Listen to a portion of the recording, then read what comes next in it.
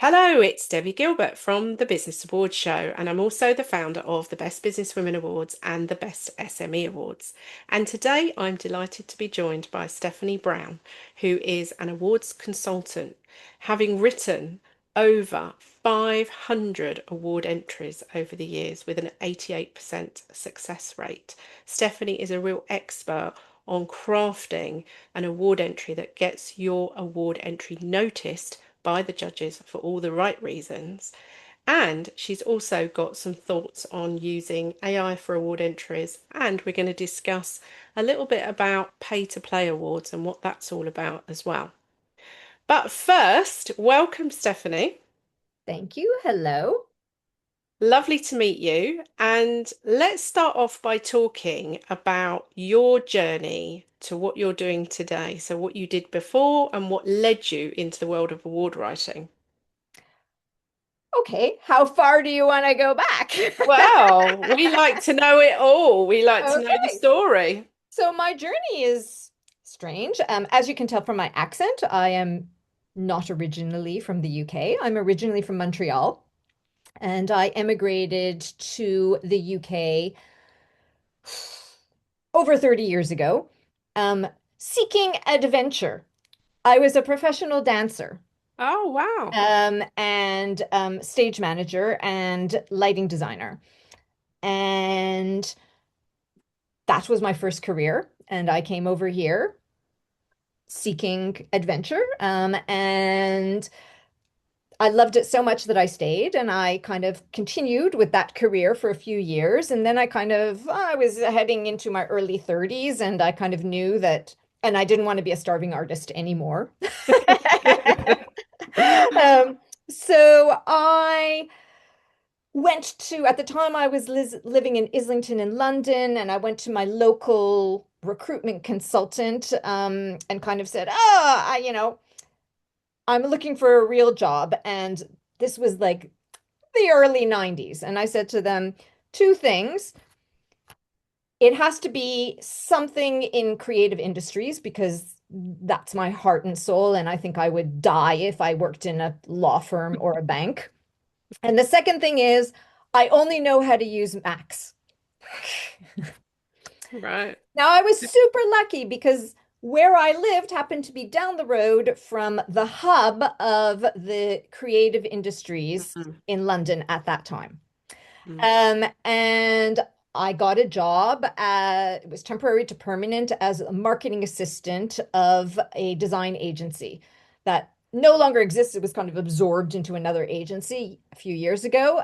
But at the time, they were the UK's #1 creative design agency and they were growing really fast. And they said to me, so they had like this. So I was the marketing assistant, and my boss was dealing with all of this sort of pointier, sort of new business pitching stuff. And I kind of raised my hand up, even though I had no experience in it, and said, "Oh, this PR and marketing stuff, I think I could possibly do it." And upon reflection, I kind of think of it like, the first part of my career was all about nonverbal communication. So it kind of seemed right to sort of suddenly move into a direction that was all about verbal communication. Um, Mm. so and basically I ended up working in-house in creative agencies for about 10 or 15 years. I can't remember exactly what that was.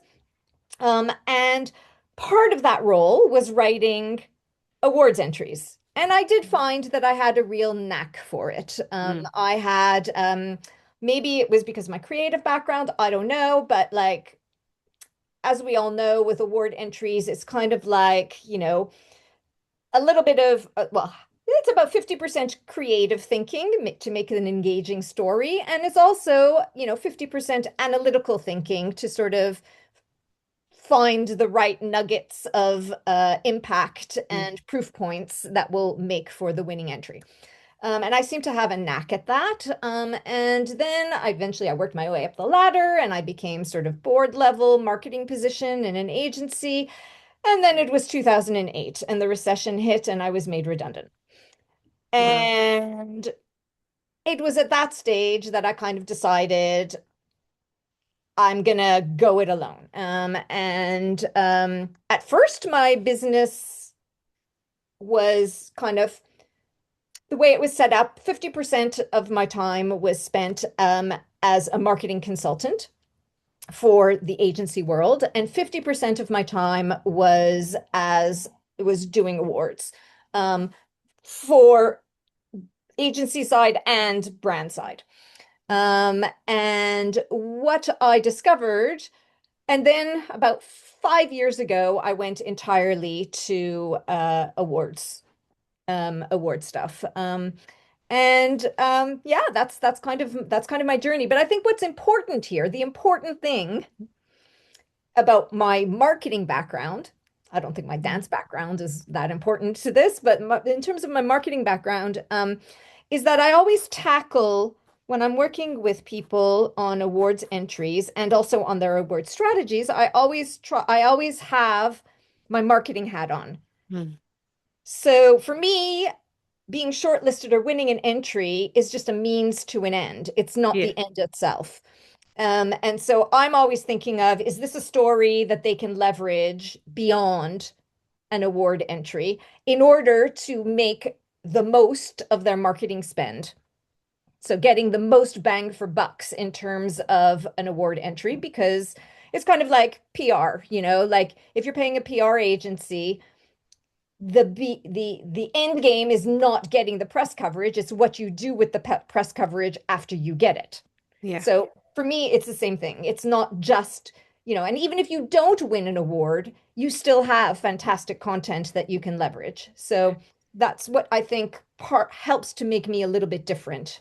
Yeah, I think that's true. And I think there are a lot of people writing award entries, for example, copywriters that don't have your knowledge and your marketing expertise.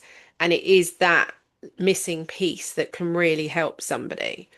So let's talk about how you work with people. So you mentioned strategy. So it all starts with that, doesn't it?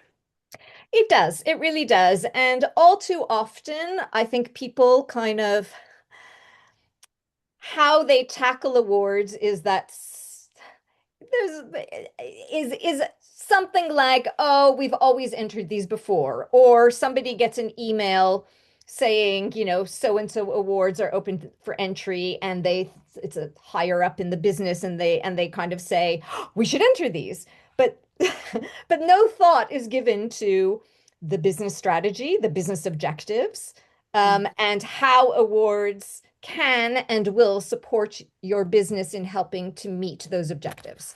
So part of what I do is to help businesses to identify those awards, to understand what the business objectives are. Usually they fit into sort of three buckets, I would say.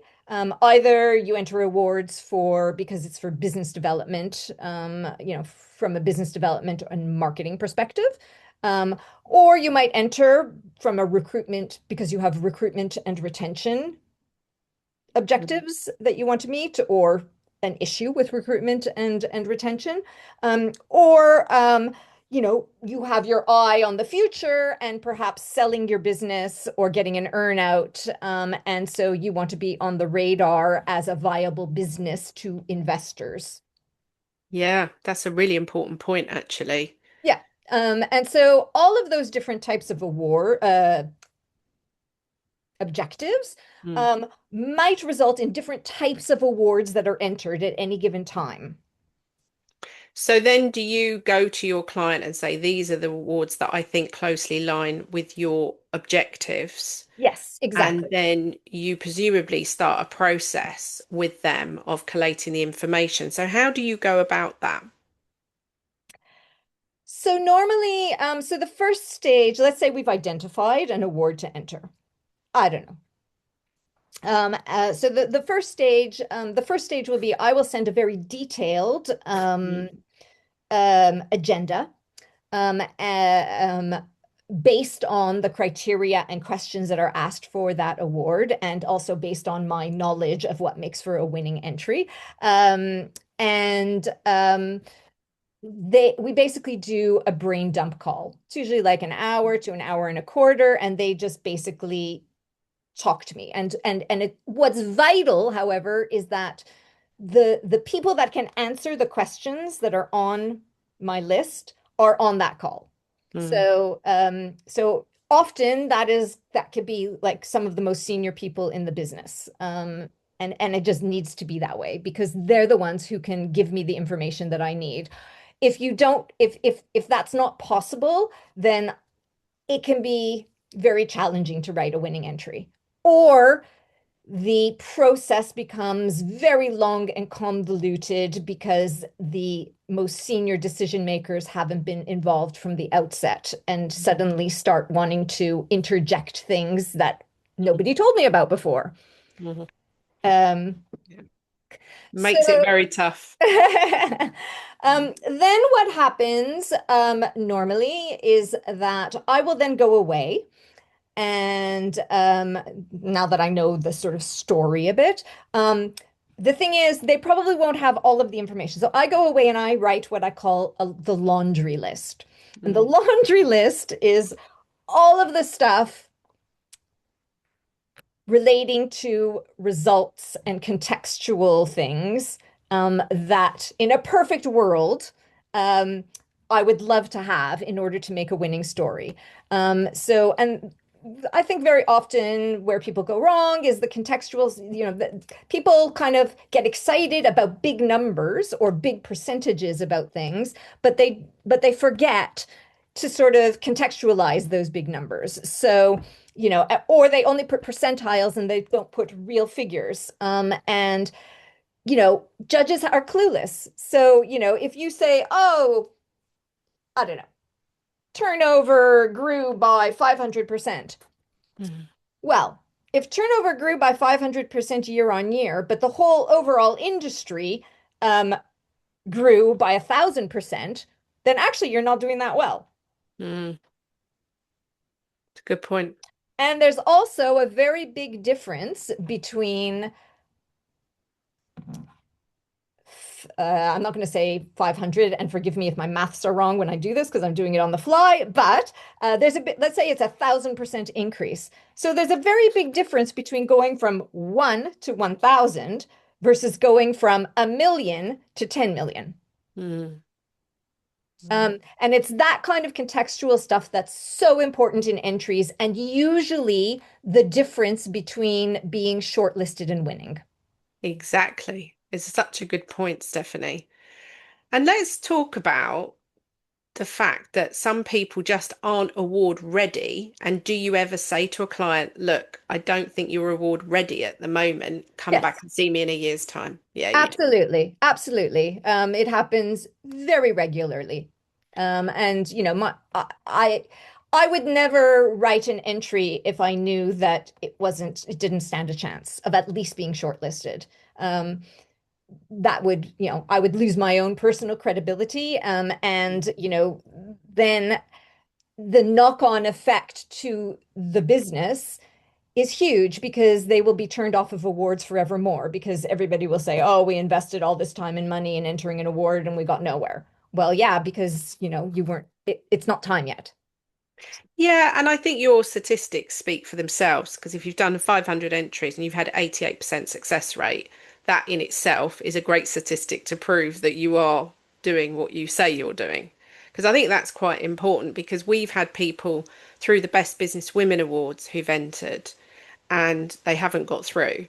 And then they've called me up afterwards because we give feedback. And then they'll get very upset because they've spent money on working with an award writer and that award writer has taken that job on but actually didn't read the criteria properly or didn't do the deep dive into whether or not that business would actually stand a chance in that particular category. So it's really good that you're so ethical where that's Yeah. concerned. Yes, and what I would say is that also is the difference between somebody who's a copywriter versus somebody who Yeah, positions themselves as a yeah. consultant. No, I think that's really useful and really valid. So let's talk about these awards where people get emails and it basically says, hello, you've won an award. What's your thoughts about these emails that people get and then they end up down a bit of a rabbit hole spending a lot of money to gain this award? What's been your experience of that? Yeah, I mean, runaway. I mean, there are many red flags when it comes to awards, unfortunately. Unfortunately, there is a small minority of awards that have loud voices that have ruined it for the credible awards. Mm, It's very unfortunate, but I suppose such is the way in life generally, you know. mm. How Uh, how do um, people go about selecting credible awards? What would be your kind of benchmarks that you're looking for? can we do it the other way around? Yeah. I'll talk about some of the red flags, Okay. and obviously going for awards that don't have these red flags Yeah. is a good way of making sure that, you're going for the right awards.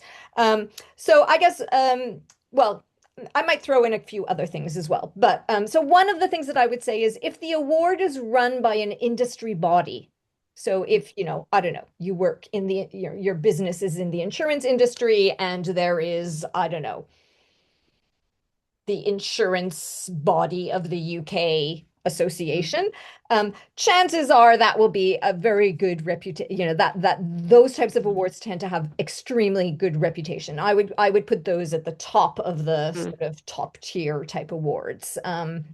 Also because a lot of those industry associations tend to be um, registered as charitable organizations. So they're not in it for the money. Any money that they make is invested back into the mm, organization or back into the awards. So that's one mm, good thing about, one thing about well-respected awards.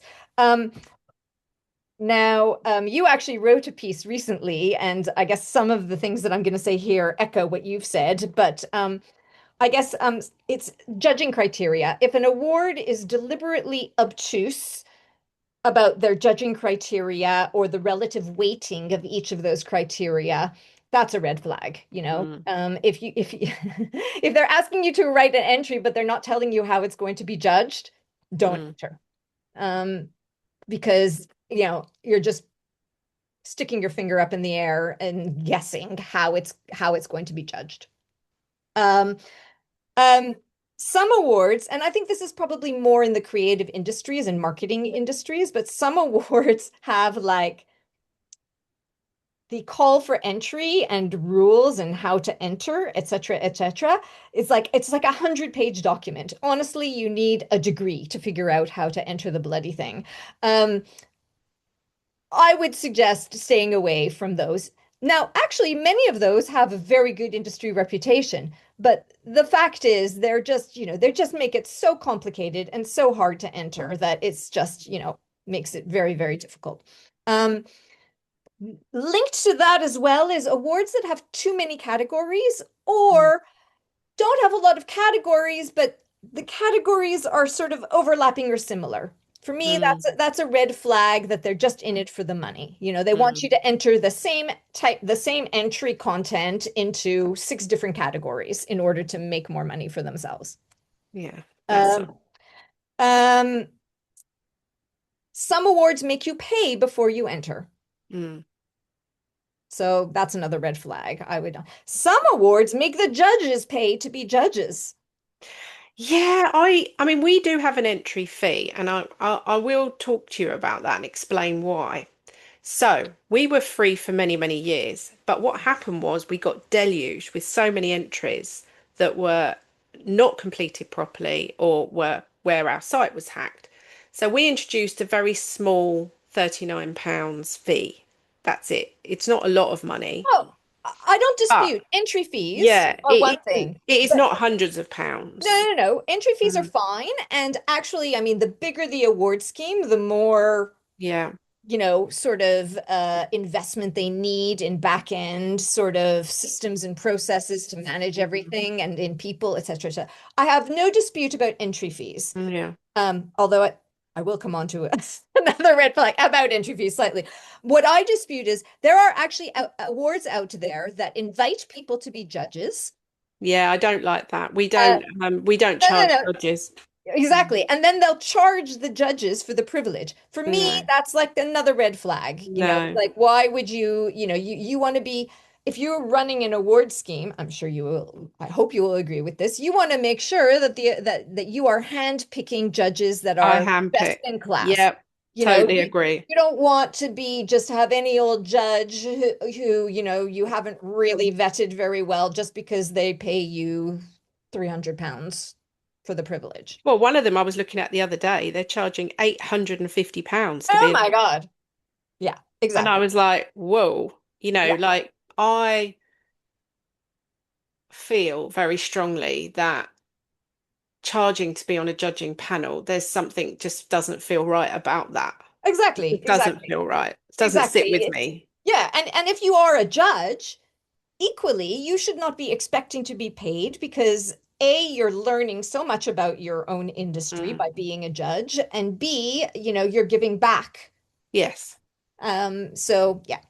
I Um, don't, I give tickets to my judges to come to the final because I feel exactly. that's a thank you for their time. And we obviously promote them on our social media and on our website so Yes. that their contribution is public.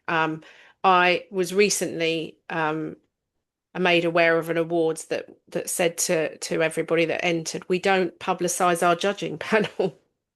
I was like, So, well, it's interesting that you say that. I have heard the argument both ways. Your way, yeah, but another way, which is if you publicize the judges before the judging happens, you risk people yes, that's what they were contacting the saying. judges.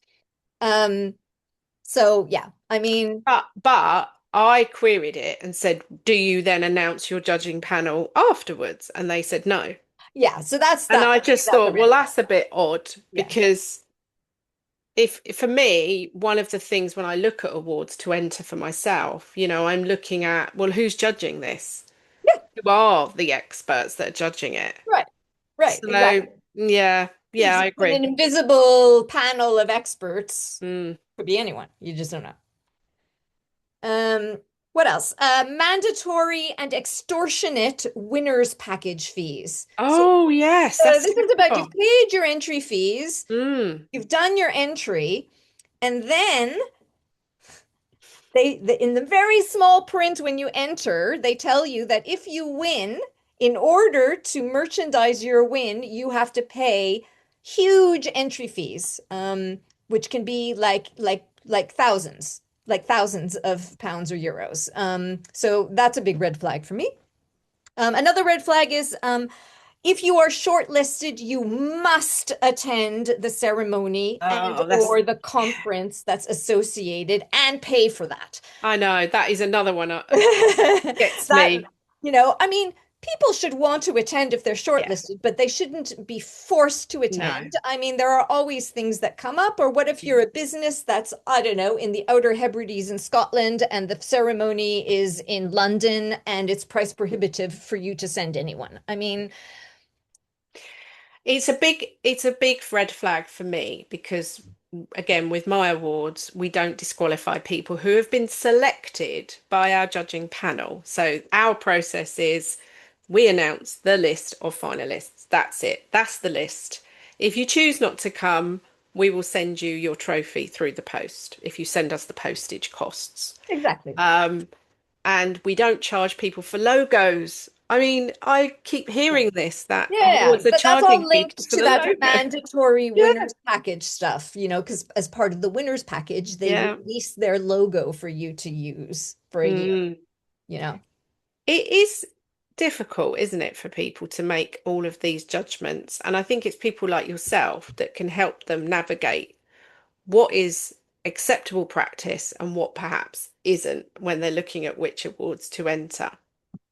So once people get to the stage where they finish their entry with you and it's got submitted, and then you sit back and wait for that all important announcement, um, how much effort should people put in to announce they are a finalist in an awards Oh, before the final absolutely. itself, before the actual event?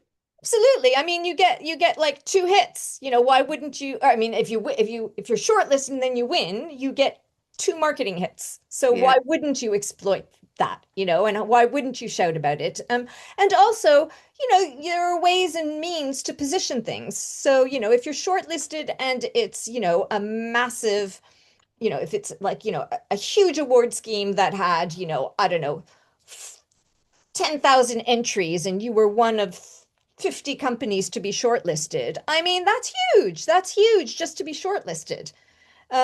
So if you're able to position it in that way, then why not capitalize on it? And why not, for me, that's I mean, I don't understand why you wouldn't want to merchandise being shortlisted. I mean, of course, everybody wants to win, Mm, but not everybody can win. And no. sometimes you're just pipped to the post, in a Mm. year where, it happens to me all the time, the entries that I write are pipped to the post by an even better entry, you know? Yeah. And you can't, you have no control over that. You have no control what other people are going to be entering. You can only control what's in your own entry and make it as good as it possibly can be. So if it's as good as it possibly can be and it made it to the short list, then yes, shout Yeah, we shout should. about it. Because I do get people who say to me, "Oh, I'm not going to publicize it until I find out if I've won the gold." And I'm like, "That's crazy." So it's good that you are reinforcing that you should Hmm. be sharing it at every point. Because some awards do this thing where they have a short list and then a finalist list, and it kind of three or Yeah, four those lists ones are a down the bit line. weird, maybe red flags, Yeah, if they have like a long list and a short list and yeah, maybe not quite right for those. Sometimes those ones though are the ones that are put to a public vote, which yes. is also a red flag for me. I was going to ask you about voting. My next question, what do you think about voting? I'm very much against them because it's a beauty parade. Yeah, It's whoever has the most time and energy and the biggest social media following will win. yeah. And that to me is a popularity contest. It's Yeah, not a true reflection of exactly. how good you Exactly. are. There are some awards though that I've seen, and I'm a bit on the fence of these ones that are 50% judges and Mm, 50%. I'm a little on the fence. I think it depends case by case scenario on those. But I'm still, it just doesn't sit right with me. yeah, I saw one that said, oh, I have to get votes in case there's a tie in the vote in the judging. And I thought to myself, well, why would any credible judging panel put it out to votes? Because what we do at the Best Business Women Awards, if we have a tie, then it goes to our head judge, who's Roma, and she looks at everything and she makes that final decision. Um, and I just think you're just doing that to get your list built. That's what you're doing. And I don't like it, and I won't enter awards that have that practice because I just think it's a list building exercise again. And Yeah, if you've got a proper judging process, you don't need to do voting. yeah. So, 5 years down the line of solely focused on your award writing business, is there any more tips or anything else that you want to share with our listeners about the world of awards? I think my number one tip will be do not enter if you are in the oh shit moment. Love that. Do you know what I'm talking about? For the benefit of people who may not know what I'm talking about, but anyone who has entered an award at the 11th hour will know exactly what I'm talking about when I say the oh shit moment. Yeah. This is when your CEO or MD sends an email to you saying, deadline is in 2 days, need to enter. Or Yeah. even deadline is in 1 week, or even deadline is in 2 weeks. Or one Honestly, hour. We've had that. you're just gonna, yeah, you don't stand a chance. No. The thing is, if you really do want to consider entering awards, there will be 5 or 6 similar types of awards down the line later in the year that Yeah. you can plan effectively for and have the time to do. Yeah. So don't, I mean, it's hard. It's hard if you are a junior employee and it's your MD who is kind of saying, we need to enter this now, by tomorrow. it's very hard to push back. It really is. Um, but actually, you do need to do that. And I remember when I was a lowly marketing assistant, and Mm, the creative director would say, "We need to enter this. The deadline is, next week." And I will say, "It's not possible." I said, "We can enter X, Y, and Z awards." So I'm resetting their expectations. yeah. But this one, not this year. It's too late. We call them the 5 to 6s in our organization. So every year we have loads of what we call 5 to 6s. We shut at 6 and we never extend our deadline. And normally they're the ones like you've just said that do not get anywhere because they've just rushed it. They haven't put the right information in. And because we give feedback, I feel people are paying an entry fee. They're entitled to feedback. And I even said to a lady this year, I said, "You were a 5 to 6." And she said, "How do you know?" And I said, "Because it's all time stamped, your entry." And she went, "I was. I literally saw your awards at 3 o'clock that day on a post somewhere and thought, oh God, I've got to enter those." So I said, you just didn't put the right information in and you hadn't really put the right evidence in. And yeah, come back Yeah. next year. Yeah, it's absolutely impossible with, to create a written, Yeah. well-crafted entry with in only a couple of days. And what do you think about awards that extend their deadline? Because I don't do that because I think it's rude for the people who have got their entry in on time. What's your thoughts on that? So I think, I mean, here's another red flag. Well, no, it's partial red flag. So I think it's fine to have three different deadlines. Early Okay. bird, where the Yeah. entry fee is less, Mm, regular deadline, where the entry fee is a little bit more than the early bird, and late, where the entry fee is even more than the regular deadline. I think that's absolutely fine. Um, what I have come across, and that seems to be industry standard now mm, with most awards. There are some like yours, and I agree with those completely as well. People learn, people know, and they learn, and that's that. There's no, but there are now some awards out there that have introduced five or six different deadlines, all with different price points. The first deadline being like 1 or 2 weeks after the entries, after like they open for entry. So and of course, what we all know is, until the awards open for entry and you know what the categories are for any given year and what's required, you can't really or you shouldn't really start writing the entry. no. Um, so, for me, that's the red flag. That's the red flag money grab. They're just trying to, Mm, get as much money as possible from people who are entering the later deadlines, basically. yeah. Yeah. Um, um, so that's where I stand with that. Yeah. It's difficult, isn't it? Well, I totally admire all the work that you're doing, and I cannot thank you enough for joining me today. Is there anything else you want to say before we finish up today? No, no, I think that's good. There's a lot to absorb, I guess. I think you've covered awful lot of information, and for anyone who's in any doubt about the benefits of working with an award writer, I think you've covered that off really nicely. Um, Today's episode, we will make sure that Stephanie's details are in the show notes where you can contact her. She's on LinkedIn, and we will make sure that you can have her details so you can contact her if you're interested in getting her help with an award entry. And thank you for joining me, Stephanie. I wish you lots of luck with your 2026 entries. I'm sure you will be helping lots of entrepreneurs and businesses get onto those stages again. So thank you, and best of luck. Thank you so much. It's been a pleasure. Thank you.